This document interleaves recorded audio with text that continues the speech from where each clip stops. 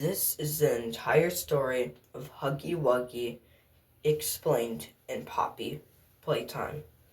Huggy was created by Playtime Co. in 1984, and he quickly became a huge success and one of the many signature toys of Playtime Co. A female counterpart, Kissy Missy, was created in 1985. In 1990, Playtime Co. started the Bigger Bodies initiative, conducting numerous unethical and highly illegal experiments on the orphans who lived in play care. One such example being 1170. His purpose was to function as part of the factory security while spending the day posing as a statue in the main lobby. In March 1991, Huggy Wuggy was noticed by visitors to be looking at them. Rowan Stoll reported their complaints to Lise Pierre on the 30th, believing someone could have put nanny cameras in Huggy Wuggy's eyes. On May 28th, Rowan sent an apology to Lise, explaining the maintenance worker told him the eyes were not locked in place, giving the illusion they were moving.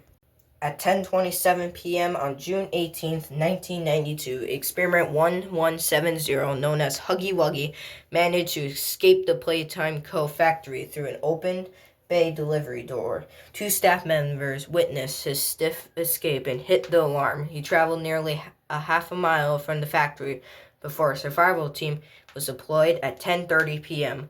One employee, presumably a male adult, who was driving through the forest in an attempt to catch with 1170 by driving to the railroad covering most of the land around the factory.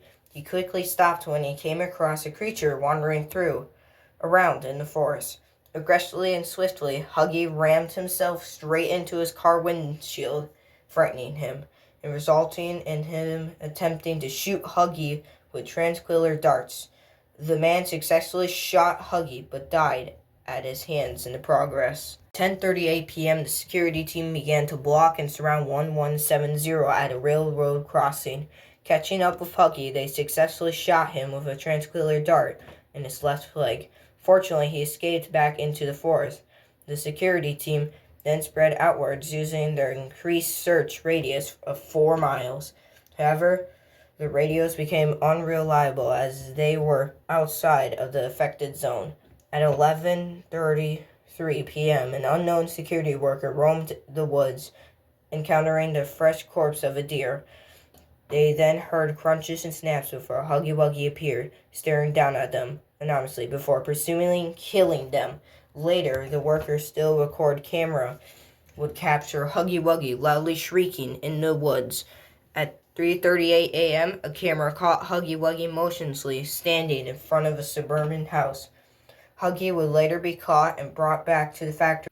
On August 8, 1995, half a decade after the disappearance of the prototype, an emergency warning was broadcast upon all televisions and electronics in the Playtime Co. factory. It was stated for all employees to hide as the experiment rampage against Playtime Co., known as Our Joy, began. It is heavily implied to have begun with Huggy Wuggy being influenced by the prototype to mindlessly kill all the employees in the main lobby. This was all discipled in the Our Joy VHS recording. While recorded, snips of Huggy Wuggy and various other toys such as Mommy Longlegs, the Ruin Quitters, Miss Delight, and her sister, Kissy Missy, Foxy Boo, and Catnip, in that order as shown via the tape.